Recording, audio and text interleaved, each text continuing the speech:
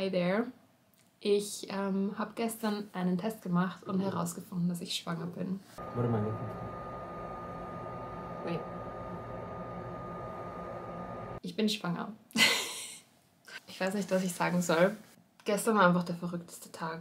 Ich versuche, mein Excitement irgendwie in Grenzen zu halten, einfach weil ich unbedingt zu meiner Frauenärztin gehen möchte, schauen möchte, ob alles okay ist, weil das ist halt ja in den ersten Monaten, im ersten Trimester nicht so sicher. Und deswegen, ja, Excitement is very high, aber ich versuche es auch irgendwie so in Grenzen zu halten. Ich finde es so lustig, ich freue mich total, meiner Therapeutin das zu erzählen, weil sie war in unserer Trying to Conceive Journey so meine Ansprechpartnerin. Jedes Mal, wenn ich bei ihr war und es hat wieder mal nicht geklappt oder so, war sie für mich da und hat mich halt supportet. Und ich habe beim letzten Mal zu ihr gesagt, ich bin so hoffnungsvoll, ich habe das Gefühl, dass es dieses Monat klappt. Und das hatte ich schon lange nicht mehr. Ich habe in diesem Monat wirklich, habe ich so richtig ein positives Gefühl bei der ganzen Sache gehabt. Und ich habe sie gesagt.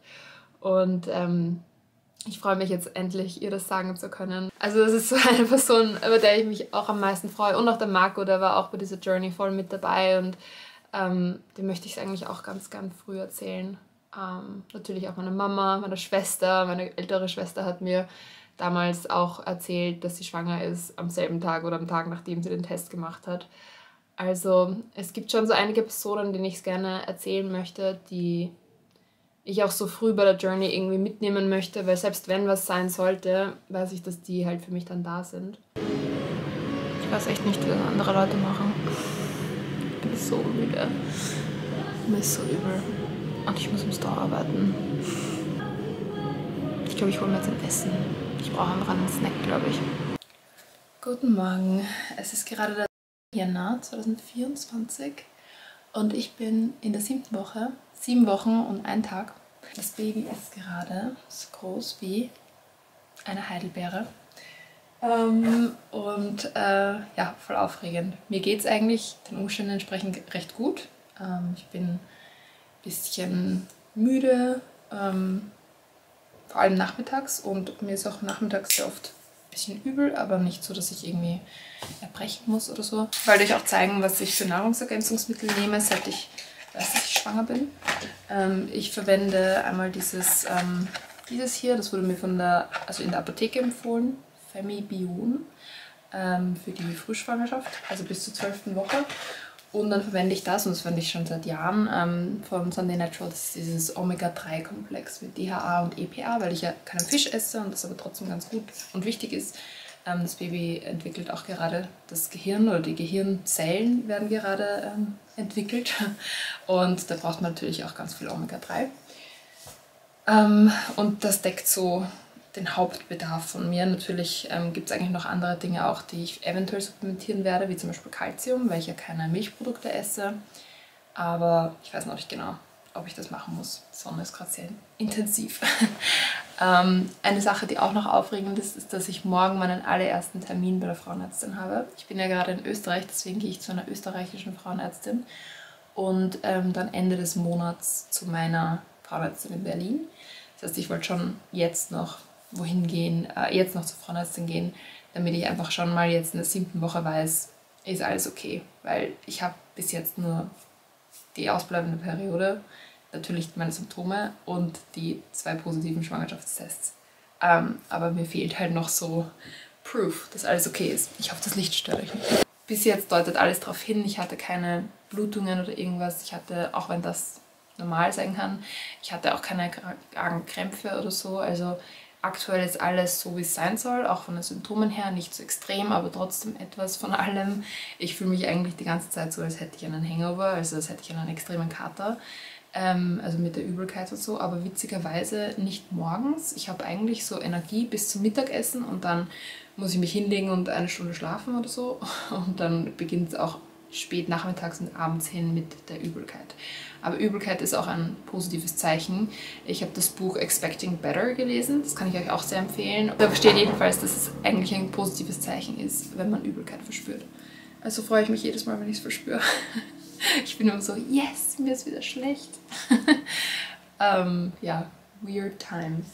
Eine andere Sache, ich fühle mich, als wäre ich schon ewig lang schwanger. Also es hätte das schon, als wäre ich jetzt schon in der 12. Woche, aber die Zeit vergeht so langsam. Aber ich versuche auch jeden Moment zu genießen. Also ich bin gerade echt happy, dass ich in der 7. Woche bin. Das ist alles okay. Ich genieße es. I soak it all up. Ich wollte das schon so lange, deswegen möchte ich auch wirklich jeden Step of the way genießen. Ein interessantes Symptom, das ich nicht irgendwie erwartet hatte, ist, dass ich extrem durstig bin. Es macht total Sinn. Also das Blutvolumen einer schwangeren Frau erhöht sich um ungefähr, ich glaube im Durchschnitt habe ich gelesen 45%, aber es kann auch 100% sein. Aber ich habe trotzdem so andauernd extremen Durst. Ich habe nicht wirklich Gelüste auf irgendwas zum Essen und ich habe auch nicht wirklich so Abneigungen zu Dingen, die ich davor gemocht habe. Also es ist eigentlich sehr weird. Ich habe ein paar Mal so Gurkel probiert, also Essiggurken. Einfach nur, weil ich irgendwie ein bisschen Lust drauf hatte, aber das habe ich generell auch so. Also es hat sich jetzt nichts bei mir wirklich verändert. Das Einzige, was ich sagen muss, ist, es hat für mich ein bisschen zu süß geschmeckt. Also dieses Saure fand ich nicht wirklich ansprechend. Das war eher süß für mich. Oder so. Ich habe den Zucker zu sehr rausgeschmeckt. Und ich habe irgendwie, vielleicht die einzige Abneigung, an die ich denken kann, ist Zucker. Also ich esse zwar schon so Nachspeisen zu Weihnachten und so und sage da jetzt nicht nein, aber irgendwie habe ich mehr Lust auf Salziges. Aber wie gesagt, das war auch schon davor so. Also ich glaube jetzt nicht, dass sich bei mir großartig etwas dahingehend verändert hat seither. Das Einzige, was sich verändert hat, ist, dass ich sehr oft essen muss. I'm going from 0 to hangry in like a second. Also bei mir ist es wirklich, wenn ich an Essen denke und merke, ich habe Hunger, dann muss ich sofort was haben. Wenn ich koche, muss ich währenddessen snacken. Wenn ich im Auto bin, habe ich einen Snack mit dabei. Ich habe in meiner Tasche irgendwelche Snacks. Also Snacks sind wichtig. Ich glaube, es hat ein bisschen was mit Übelkeit zu tun. Also man vermeidet somit auch die Übelkeit ein bisschen. Aber ja, das muss auf jeden Fall immer mit dabei sein. Mein erstes Symptom waren die Brüste, die wehgetan haben und die Nippel, die plötzlich ganz anders waren. Also viel feuchter und viel größer und immer steif. TMI, but that's just what it is. Also wenn ihr gerade in der 2-Week-Wait seid und ihr denkt euch, bin ich schwanger? Das war mein allererstes Symptom, dass ich mir dachte, die sind anders. Weil ich habe das normalerweise vor meiner Periode, circa eine Woche davor, dass meine Brüste wehtun oder ein bisschen mehr als eine Woche. Das ist eigentlich ganz normal bei mir, aber dann hört es irgendwann auf und dann kriege ich meine Tage. Und bei mir war einfach anders, dass das nicht aufgehört hat. Es ist einfach schlechter, also schlimmer geworden und dann sind meine Tage ausgeblieben. Okay, ich muss frühstücken. Mir wird es jetzt ein bisschen übel, weil ich zu lange warte. That's it. Ich werde euch updaten, wenn es wieder was zum Updaten gibt. Aufregend. Und morgen nehme ich euch natürlich mit. I can't wait. Am liebsten hätte ich das schon heute, den Termin. So, ich bin jetzt hier bei meiner Frauenärztin zu meinem allerersten Termin und ich freue mich so sehr. Es ist einfach so ein Moment, den wollte ich schon immer mal erleben und jetzt erlebe ich ihn. Jetzt bin ich hier 7 Wochen schwanger. Und hoffentlich finde ich jetzt heraus, dass alles okay ist. Ich glaube einfach ganz fest dran, dass alles okay ist. Ich melde mich dann danach wieder bei euch. Oh, mir ist übel vor lauter Aufregung und auch aus anderen Gründen. So, ich bin jetzt wieder zurück von meinem Termin und I got some pictures. Alles schaut perfekt aus. Ich wurde zurückgedatet, also ich habe mich beim Datum ein bisschen vertan. Ich dachte, ich bin schon 7 Wochen und 2 Tage, aber eigentlich bin ich 6 Wochen und 2 Tage. Also ich habe mich um circa 7, 6 Tage sowas vertan. Es fühlt sich ein bisschen traurig an, weil ich schon so eifrig war und mir schon gedacht habe, yes, the baby is the size of a blueberry. Aber es ist erst 5 mm. Aber trotzdem freut es mich so, dass alles gut ist. Sie hat gesagt, alles sieht perfekt aus. Alles wirklich ein perfektes Bild, wie man sich es vorstellen würde. Und ich bin so erleichtert. Und wir haben sogar den Herzschlag ein bisschen gesehen, also das Herzschlag, Flimmern, Flattern. Wir haben es ein bisschen auch gehört, wobei ich war mir da nicht sicher, ob sie gemeint hat, dass das gut genug war vom Hören her, aber vom Sehen her war alles perfekt. Aber es ist noch ein bisschen früh, um den Herzschlag auch wirklich zu hören. Ja, haben auch Blut abgenommen und alles und ja, so schön. Ich wollte gerade den Scott anrufen, aber er hat nicht abgehoben. Der ist nämlich gerade in Indien und wollte dann, dass ich ihn danach anrufe mit den News. Ich freue mich, wenn ich ihm dann die Bilder zeigen kann. Scott, I haven't eaten anything all day. you're on video now. Why? What do you think about the news? No, I don't want to I just told him that I'm pregnant. No, just kidding. By the way, I'm pregnant. Triplets. triplets. Yeah, I did fake it at first and said we were having twins, but it's only one, baby.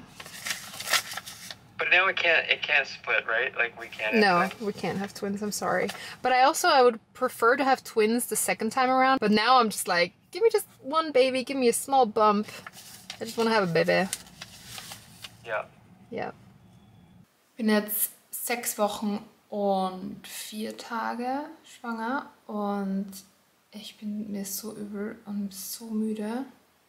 Ich fühle mich einfach extrem, als hätte ich einen Hangover und es beginnt wirklich immer so um die Mittagszeit, aber heute beginnt es schon früher, also jetzt ist es 10 Uhr vormittags und mir geht es schon so.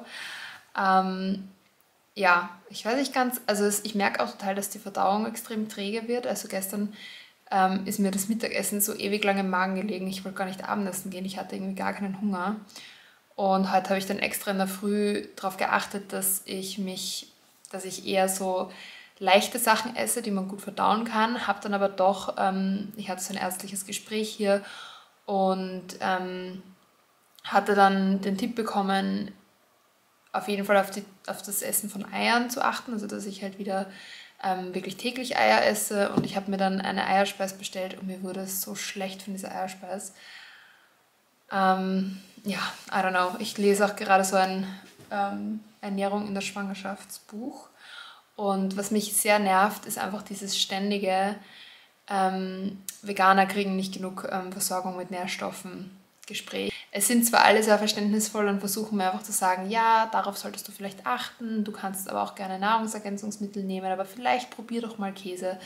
Und I'll try. Ich bin jetzt nicht so hardcore vegan anymore, aber mir schmeckt es einfach nicht. Ich finde, es gibt halt total viele Leute, die alles essen und trotzdem sehr einseitig essen. Also es gibt viele Fleischesser, die kein Vollkorngetreide essen, die bei voll vielen Sachen wahrscheinlich zu wenige Nährstoffe bekommen. Und ich als sehr ausgewogene Veganerin, die auch Eier isst ab und zu, habe das Gefühl, dass ich auf jeden Fall, was die Vitamine und Mineralstoffe angeht, sehr viel bekomme. Natürlich gibt es manche, die Veganerinnen nicht bekommen, aber ich nehme seit Jahren Nahrungsergänzungsmittel dafür. Also ich glaube, dass da einfach ein Umdenken auch notwendig ist, dass man dieses Gespräch auch mit Fleischesserinnen führt. Ich habe das Gefühl, das ist sicher nicht der Fall. Sobald jemand sagt, ich esse Fisch und Fleisch, passt super, bist gut versorgt, schau halt nur drauf, dass du noch genug Folsäure bekommst. I don't know. Aber ja, Übelkeit, träge Verdauung, it's a thing, it's not fun. Es ist wirklich gerade nicht easy heute.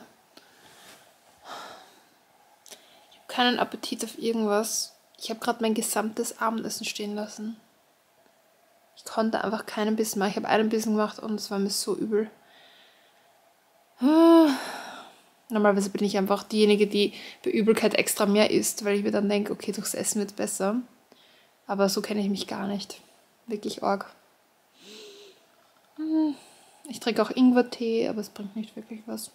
Ich glaube, der Unterschied zwischen der Übelkeit jetzt und der Übelkeit vor einer Woche ist, dass ich jetzt einfach keinen Appetit verspüre. Also vor einer Woche war es noch so, mir ist übel, ich muss was snacken, dann geht's wieder. Und jetzt ist es so, ich habe einen Teller vor mir stehen und es ist essbar und ich fühle mich wie, ich glaube, man kann es gut vergleichen mit Twilight. War das Twilight oder Vampire Diaries? Ich weiß es nicht mehr. Irgendeine Vampirshow, wo der Vampir sagt, dass er zwar essen kann, aber das Essen schmeckt nicht gut. Also es schmeckt nicht essbar. Es ist nicht essbar für ihn. Und ich habe das Gefühl, alles, was ich mir vor die Nase stelle, ist irgendwie so, ich muss mich zwingen, es zu essen, weil am liebsten würde ich einfach nicht essen. Weil alles irgendwie komisch schmeckt und nicht interessant aussieht für mich. Keine Ahnung, es ist so komisch. Es ist wirklich noch immer Übelkeit, aber es ist eine ganz andere Form von Übelkeit. Und bis jetzt hatte ich überhaupt gar keine Gelüste oder Abneigungen. Und ich glaube, jetzt verstehe ich auch so richtig, was eigentlich Gelüste und Abneigungen sind. Es ist eher so, dass man, also glaube ich zumindest, es ist eher so, dass man Abneigungen hat, weil man einfach gewisse Dinge nicht essen kann, weil es einem so übel ist oder weil es auch irgendwie anders schmeckt als sonst. Und Gelüste sind wahrscheinlich auch nicht eher so, dass, oh mein Gott, ich habe jetzt Urlust auf das, sondern ich kann nichts essen. Das Einzige, was jetzt spannend klingt, ist das. Ja, ich glaube, das ist eher so, dass man so überlegen muss, was ist jetzt am wenigsten schlimm.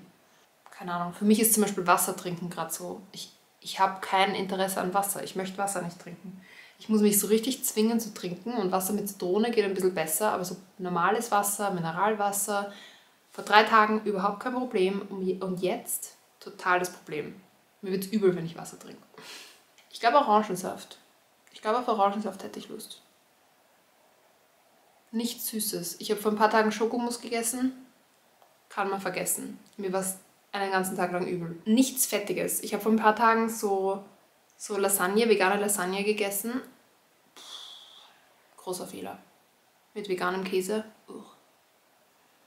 Ich versuche das für euch so ehrlich und raw wie möglich zu capturen, wie es so ist im ersten Trimester. Ich bin immer noch der Meinung, dass es mich eher freut, wenn ich müde bin oder wenn es mir übel ist, weil ich mir denke, okay, it's a good sign, I'm feeling feelings, ich habe Symptome. Aber gleichzeitig ist es jetzt doch so eine Art von Übelkeit, wo ich sage, darf gerne vorbei sein. Mag ich nicht mehr haben. Oder auch die Müdigkeit, die ist echt arg auch diese Woche.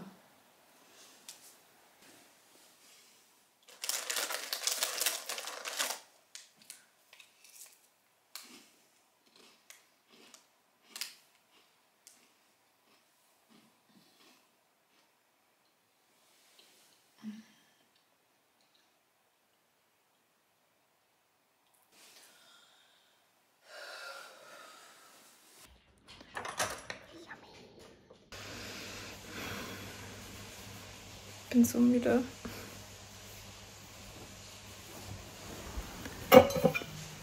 Und immer durstig.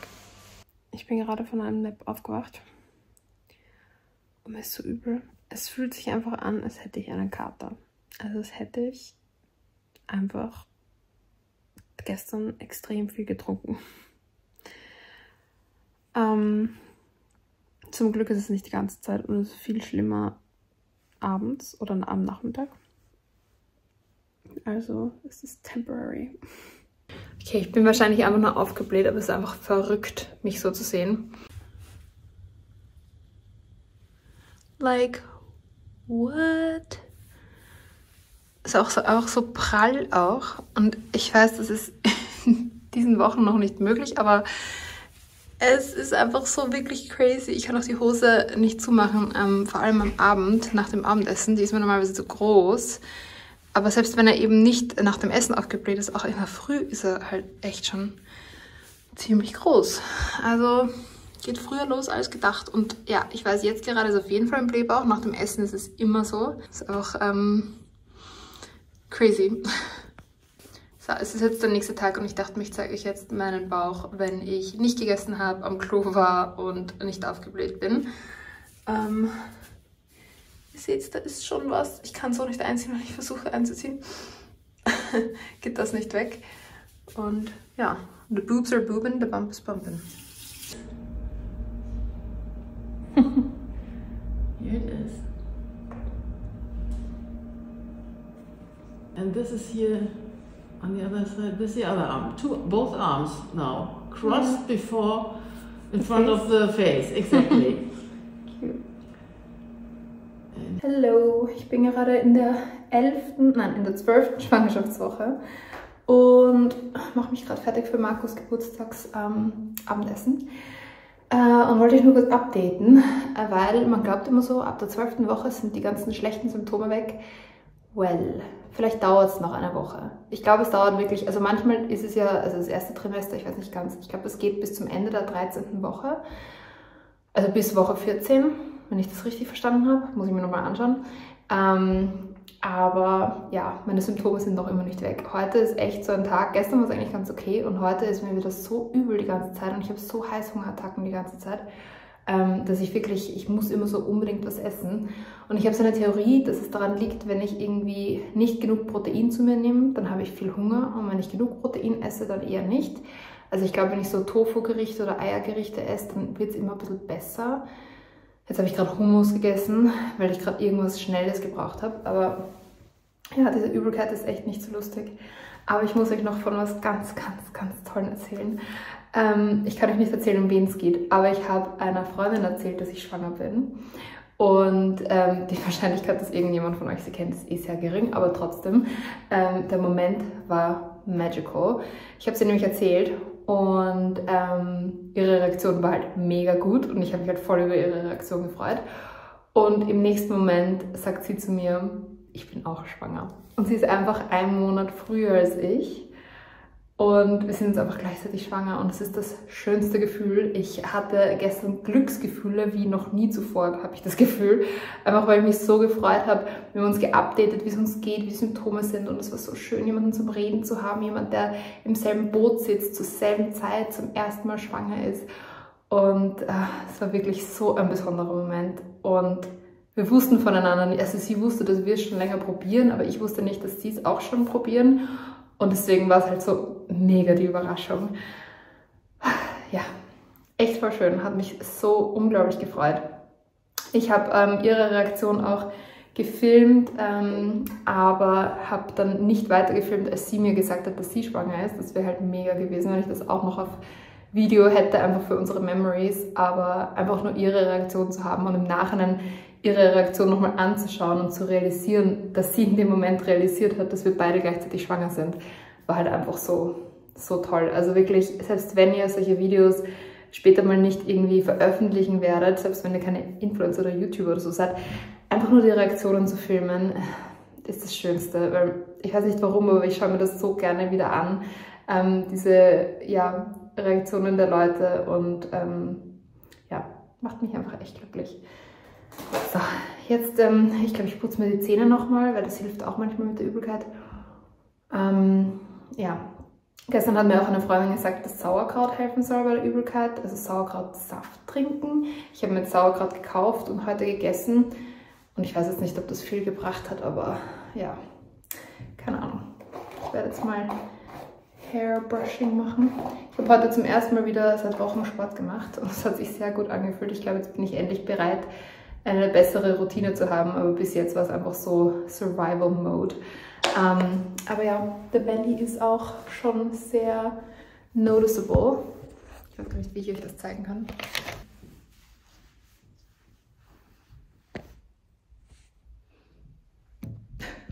Klo im Hintergrund. Ja, ich zeige es euch die Tage mal beim Spiegel.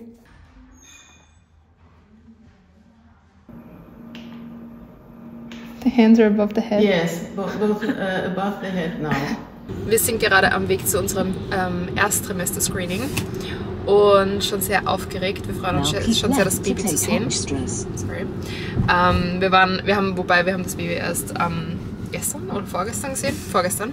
Wir waren nämlich bei meinem Ultrasound, mixing German and English, bei meinem Ultraschalltermin und haben gesehen, dass das Baby irgendwie doch eine Woche größer ist als gedacht. Also es war eigentlich die Entwicklung, die ersten Male, wo wir bei der Frauenärztin waren, immer genau so. Also wir haben es beim ersten Mal quasi umgestellt. Wir haben beim ersten Mal gesagt, okay, es ist doch eine Woche kleiner.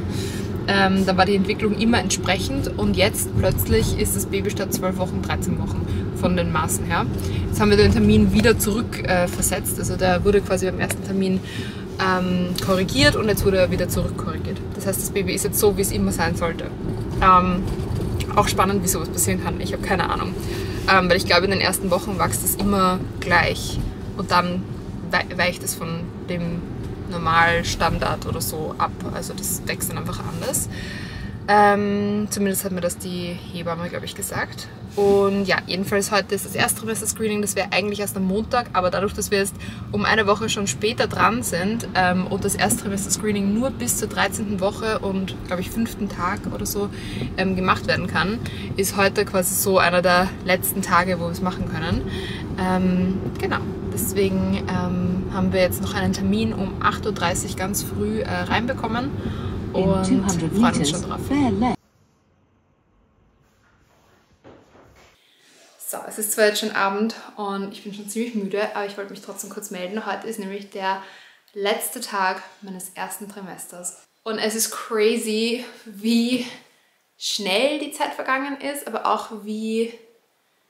Nein, eigentlich ist sie sehr schnell vergangen. Ich wollte gerade sagen, es war auch irgendwie langsam, aber um ganz ehrlich zu sein, es ist echt schnell vergangen. Also so jede Woche, es hat sich angefühlt, als wäre jeder Milestone, also jede neue Woche, nur ein Tag.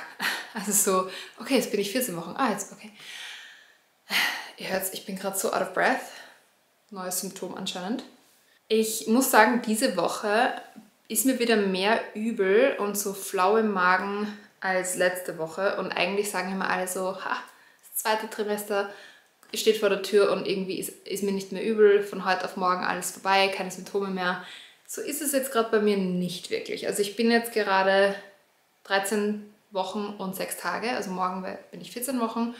Und ich habe das Gefühl, ich bin wieder voll im ersten Trimester drinnen. Ich bin sehr müde und out of breath und übel. Was jetzt neu dazu gekommen ist, dass ich echt oft aufs Klo muss und auch, dass meine Brüste irgendwie doch nochmal größer geworden sind. Jetzt in dieser Woche habe ich das Gefühl. Unser First Trimester Screening, ich glaube, ich habe euch da gar nicht geupdatet, ist sehr gut verlaufen. Wir sind so dankbar und haben uns voll gefreut, das Baby so lange sehen zu können. Es war auch das erste Screening durch den Bauch, also nicht internal, sondern halt wirklich durch die Bauchdecke. Und es war auch ganz cool, das mal so zu machen, also auf jeden Fall angenehmer für mich. Und ja, dem Baby geht es sehr gut, hat sich bewegt und hat einfach sehr viel gestrampelt mit den Beinen. Und es ist einfach so verrückt, weil der Bauch ist zwar schon da und man sieht ihn schon, aber doch zu sehen, was sich da drinnen eigentlich tut, ist einfach echt crazy, weil ja, es gibt so viel Kontext zu der ganzen Sache, weil wenn man nur den Bauch sieht, denkt man sich so, ja, okay, es ist irgendwas Kleines da drinnen, aber ich meine, es ist dann schon eigentlich ziemlich groß und kann sich schon ziemlich gut bewegen und hat eigentlich schon voll viele Organe und Knochen und alles Mögliche, was zu einem Menschen dazugehört irgendwie. Wir haben auch die Nackenfaltenmessung gemacht und da war alles gut und unauffällig. Wir bekommen die kommende Woche unsere NIPT-Testergebnisse und werden da auch unter anderem dann das Geschlecht erfahren. Wir haben bei dem jetzigen Ultraschall hätten wir theoretisch das Geschlecht auch schon sehen können, aber er meinte, wir sollen die Augen zumachen. Also wir haben ihn gebeten, das uns bitte nicht zu sagen. Und wir haben dann die Augen zugemacht, als er etwas gesehen hat. Und er hat so seinen Guess auf ein Papier geschrieben, damit wir das dann quasi vergleichen können mit dem NIPT-Resultat. Aber er war sich ziemlich sicher, dass er es gesehen hat. Und wir haben dann so viel recherchiert, wir haben uns dann unsere Fotos und Videos angeschaut von dem Ultraschall und versucht herauszufinden, was wir glauben, was es ist.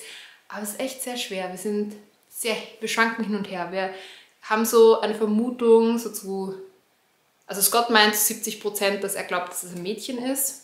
Ich glaube 60%, dass es ein Junge ist.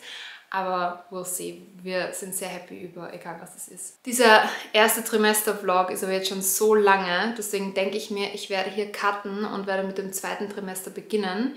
Ich werde auf jeden Fall für euch als nächstes das Video posten, wo ich es meiner Familie oder meinen Freunden sage. Ich glaube, es werden vielleicht sogar 2 verschiedene Videos. Mal schauen. Wir haben wirklich so viele Reactions gefilmt. Wir haben bei fast jedem mitgefilmt und es war einfach so cool. Wir haben uns auch so viele verschiedene Möglichkeiten überlegt, wie wir es Leuten sagen können. Ich liebe solche Videos. Auch als ich nicht schwanger war, habe ich so oft solche Videos geschaut, weil es einfach echt lustig ist. Jedenfalls steht für uns nächste Woche an, dass wir Scotts Familie besuchen und wir werden es ihnen dann auch erzählen. Es weiß mittlerweile schon zwischen uns sehr viele Menschen, aber seine Familie weiß es immer noch nicht. Wir wollten es ihnen einfach von Anfang an immer persönlich erzählen und es hat einfach bis jetzt nicht in unseren Zeitplan reingepasst, aber wir haben jetzt eine Reise ohnehin geplant, um seine Nichte wiederzusehen, die Geburtstag hat und werden, also unsere Nichte, und werden es der Familie dann auch im Zuge dessen erzählen. Und auf das freuen wir uns schon sehr. Ja, alles in allem war das erste Trimester sehr abenteuerlich. Es war auf jeden Fall eine Zeit, in der wir extrem dankbar waren für alles, was wir erleben durften, für alle positiven Nachrichten, die wir bekommen haben, für alle supportive Friends und Family, die ganzen Reaktionen von den Leuten. Einfach, dass das Ganze so positiv war, das hat uns extrem gefreut. Mir ging es auch in der Zeit jetzt mental extrem gut.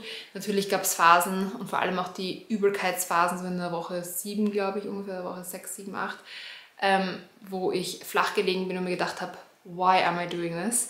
Aber ganz ehrlich, diese 8 Monate, die es gebraucht hat, bis wir zu dem Punkt überhaupt gekommen sind, schwanger zu werden, haben mir so beigebracht, diesen Moment jetzt einfach zu schätzen und einfach dankbar zu sein, dass ich es erleben darf. Und ja, Ich glaube, damit höre ich jetzt auf zu reden, weil ich bin so außer Puste. Danke fürs Zuschauen und ich freue mich auch einfach in den Kommentaren zu hören, ob ihr auch gerade vielleicht schwanger seid oder ob ihr schon mal schwanger wart und ob ihr eine ähnliche Erfahrung hattet.